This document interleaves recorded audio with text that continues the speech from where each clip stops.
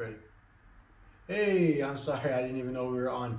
All right, this is a video that's typically, it's a segment and video that's only going to be viewed and able to be viewed by my members only. So make sure you go to the Patreon if you like this and get started on your membership immediately. So because this is maybe my most important and the most profitable opportunity that you'll have in the entire week. And there's a lot of hard, long hours of research embedded into figuring all this stuff out, and I don't think anybody else will be able to bring it to you, even if they spent days and weeks and years on trying to develop this outcome that I've come up with. Well, luckily for us, because especially coming off of a week that was such a strong card for favorites.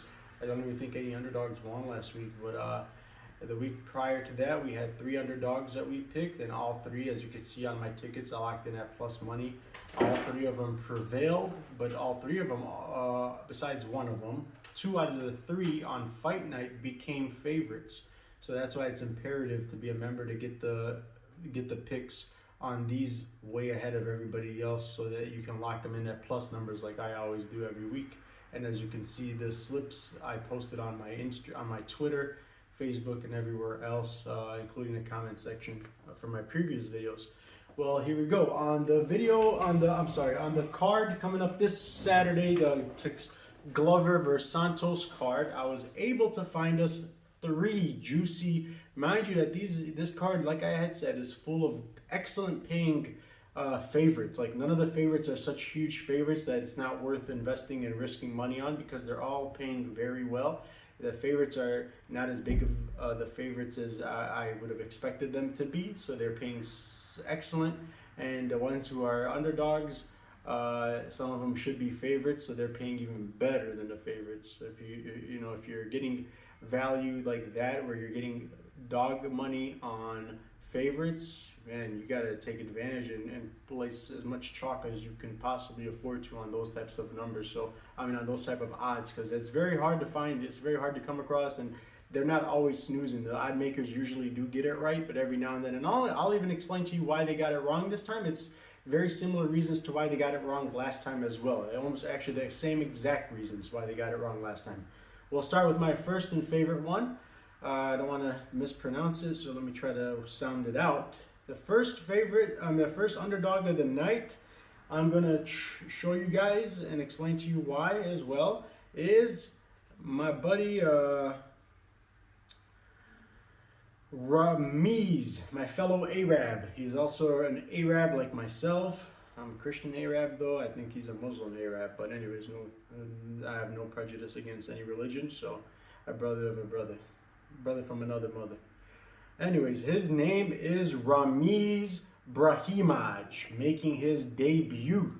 And that's the key right there, my friends. If this guy was on his 2nd or 3rd fight in the UFC and he was able to showcase his skill set and have a bit of a name value behind him, he would be a huge favorite. Maybe not a huge, because the way odds are looking right now, huge favorites are not even huge favorites anymore, but he should be a slight favorite here, and the odd makers messed it up. But that happens. Like, for example, Cowboy Oliveira, last couple cards ago, he was opened up as a pretty large size Rakhmonov, who I locked in at plus money. Rakhmonov coming in undefeated, impressive submissions, and he was like at 100% submission or finishing rate, and even Joel Alvarez against Yakovlev. There's so many fighters that, just because it was their debut fight, or they're just pretty new in the UFC, that have the better skill set, better records, more advantages, and all different areas, but they still come in as underdogs. That happened to Joel Alvarez in the beginning. It happened, it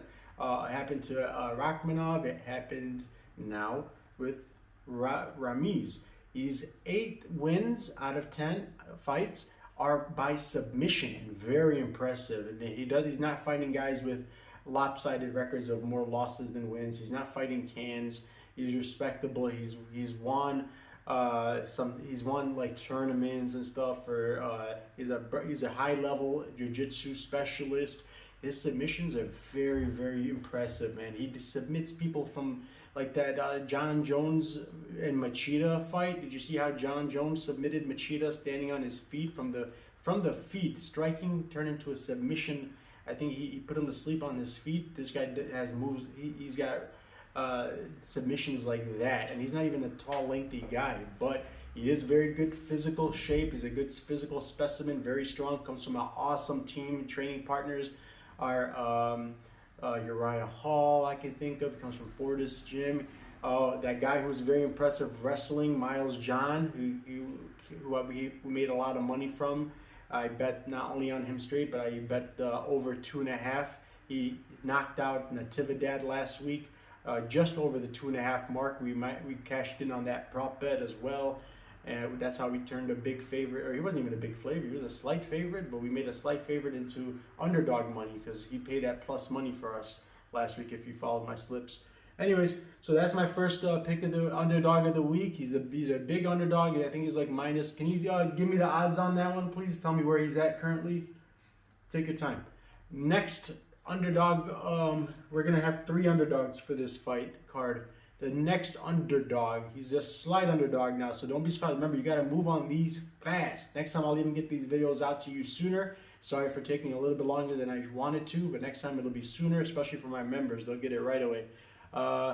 But the next underdog for the night is Brandon Allen. Wow, what an impressive fighter this guy is, man. He's got some skills. Also, a lot of his wins, like 80-something% of his wins, 90% of his wins are from finishing fights. He doesn't try to take it to the scorecards. He's even got some impressive people under his belt, like Kevin Holland. He was able to put away, the minus 700 favorite, the biggest favorite of the card last week. Kevin Holland minus 715. It was an impressive first round finish. Who's shown himself to be on a good roll. He lost against Brandon Allen. He was submitted against Brandon Allen. Brandon Allen is very strategic, very sneaky. He's got good output. He's just all around a very solid pick, and I don't know why he's an underdog here, but I'll jump on him, man. And so lock those in before I wouldn't be surprised if on fight night he turns into the favorite. And he's got, besides, let me see.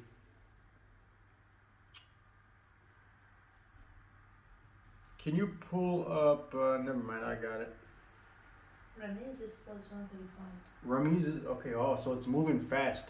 Last time I checked, he was like a plus 170. Now he's a plus 135. So there's some chalk, a lot of money coming in on Ramiz. How do you say what was his last name? You're fired. I told you got to get these names right. You can't both be getting them wrong. Ramanaz. You know what I'm talking about. You'll see it on my slips. Ramiz is his first name. He's making his debut against Max Griffin. Sorry. So that's my first.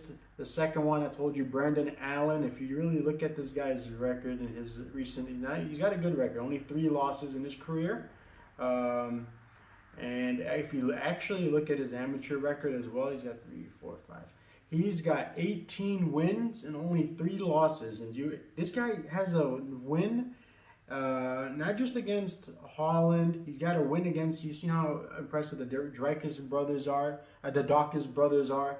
He got a win over Dawkins and Breeze, Tom Breeze, by first round TKO. Do I have to remind you of who Tom Breeze is and what he does? The last time we saw Tom Breeze, and that was the fight after Kevin Holland. So he submitted Kevin Holland, and KB Buller was Tom Breese's last victim. Tom Breese is coming off a win against an undefeated prospect. KB Buller was undefeated, got his first loss by Breese.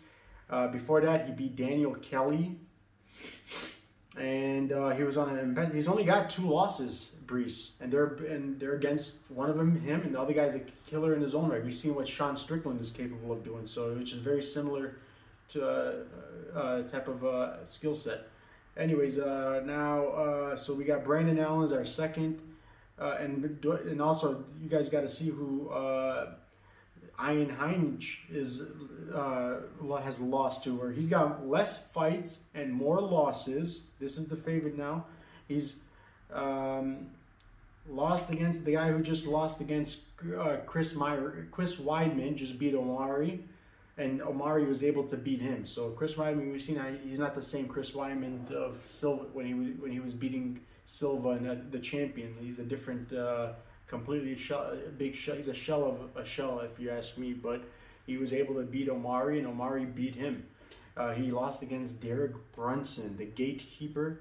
Derek Brunson, the same Derek Brunson that had trouble with the hype-trained Edmund Shabazian, but was able to pull that one off. But anyways, he lost to him. He lost against Marcus Perez. You guys remember what happened to Marcus Perez on his last showcase, right? When he lost by knockout. I think it was to that new guy who's very impressive, by the way. We got to keep an eye on that guy. He lost against Dricus Duplessis. He's a very, very good prospect. I see good things happening with that guy very soon. You keep an eye on him. Dricus Duplessis beat Perez. So his losses are against people that are not impressive at all. So I have a feeling Brandon Allen's not going to have any trouble with Ein, and the lines are definitely wrong. So we're going to take advantage of this second underdog of the night, Brandon Allen. My final and only other underdog I feel comfortable about laying some chalk on, and he may still be a slight underdog, I hope, because the lines are very close. So again, you got to pull the trigger quickly. It was Bevon Lewis, underrated, man. I don't know why they're not giving this guy the respect he deserves, man. This guy is very big and long for the division. He's gonna, even against a Trevin Giles, who's big for the division as well, he's gonna have a huge advantage. I think 4 or 5 inches in reach, and this guy knows how to use it, man. He's an awesome wrestler, awesome in the scramble, awesome in the clinch. He knows how to get out of the clinch, throwing some heat. This guy is gonna cut it open. I can see him cutting this guy open with some elbows every time they get out of the clinch. He knows how to hold people against the cage, not get held against and get controlled against in the cage. He knows how to wrestle, scramble, get off. He knows how to transition on the ground. He's just so impressive. He's very technical. He throws a lot. He doesn't stop throwing. His output is amazing. He's not going to take breaks and slow down. His cardio is impressive. He comes from a great team as well, and he's just, I'll give my props to where, I'll give my respect to where to those who deserve it. And Trevin Giles is a respectable opponent. He's not somebody I would fade typically, but another reason why this guy's an underdog, slight underdog, and I get it is because he's new. He just came off the Contender Series. Did you see? You guys got to see the knockout against a game opponent in the series, Contender Series. It was a knee that put this guy out, man. It was an impressive highlight reel knockout that Bevon Lewis made on his Contender Series fight. So he's on like a 4-0. He's like undefeated right now against against elite competition. So I'm definitely gonna go with him as an underdog, and he should be the favorite in my opinion. Bevon Lewis is just exact same type of a fighter that Giles is. He's very skilled, very good on the feet, but he's more technical. He knows where to land the strikes better, how to maneuver, how to wrestle. Everything, in my opinion, he does exactly what this guy Giles could do, but better than him. He's just slightly better at everything that Giles can do. He does it just a little bit better. So that's going to be enough to get away with either a unanimous decision, or I can even see Giles fading away towards the end of the second, beginning of the third maybe, or in the middle of the third, even under the third round. I can see this guy with an elbow or a knee again putting Giles away. So it may be something that if the odds are paying good enough for inside the distance, I wouldn't mind taking a chance on that prop bet. We'll look into that later. I'm making another video coming up about prop bets and over and under rounds. I'm very, very good on those. I usually hit 90% of those that I pick on, if not 100. Okay, so we got Trevin Giles. We have Bevon. What's the odds on Bevon Lewis at go to fight MMA best odds? Are they They're very similar. Even almost, right? Pick them now. Yeah, both is minus 110. So it's at a pick 'em round, minus 110, minus 110. So he went from slight underdog to even money right now. It's at a pick 'em. The same for Brendan Allen. Oh, same. And Brendan Allen's moving, so you guys got to move fast. I mean, that's pretty much still underdog money in my case. You're getting you put in 100 to get 100. Same thing as an underdog. So awesome. All right, man.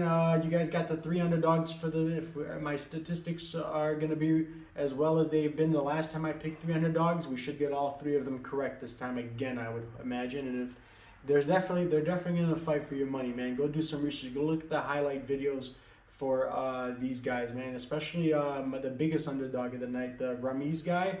So impressive in all 8 of his victories, 8 submissions. He's getting only better and better. Now he knows. He's been excited about joining. He's gone through some trials and tribulations to get into UFC. He's been desperate to get into this big show. So if you're gonna give a guy who's been waiting and hungry to be in the UFC a chance to finally showcase why he deserves to be there, I would imagine he's gonna give his best performance this week. So next week. So definitely look out to have an impressive. I predict he's gonna get fight of the night, maybe even. And he'll definitely get some type of finishing bonus or something like that. I can see him getting his 9th submission, possibly, even though Griffin's never really been submitted and put up, but he's never fought a guy who's so hungry and so adamant about getting submission. As soon as it goes to the ground, and sometimes before it goes to the ground, like I said, it's still on the feet, he's already trying to submit you. So if anybody is going to be the first to do it, I see this guy being the guy. But and also he's got teammates that went up against. This is an inside scoop that not many know about. If you're not watching 20-minute interviews and stuff like that, like I do a lot of research, guys. If you don't believe me, he had a tumor, and I can tell you a lot of stuff about this whole guy's life. You know, I do research, anyways. But this guy's teammates have gone against and had success against Christian in the past. So he's got in his training camp that people that he's training with, good other fighters who have already been in the ring with this guy who's seen what he's got and knows what kind of tricks in up his sleeves he's got coming and waiting for him. So he's gonna have some advantages that a lot of people don't have by being able to work with people that have already gone up against this guy. So looking forward to seeing you guys cash in these underdog tickets. Hit the like, hit the subscribe, please. And I'll see you guys on the next video. We'll be talking possibly about prop bets and other stuff as well.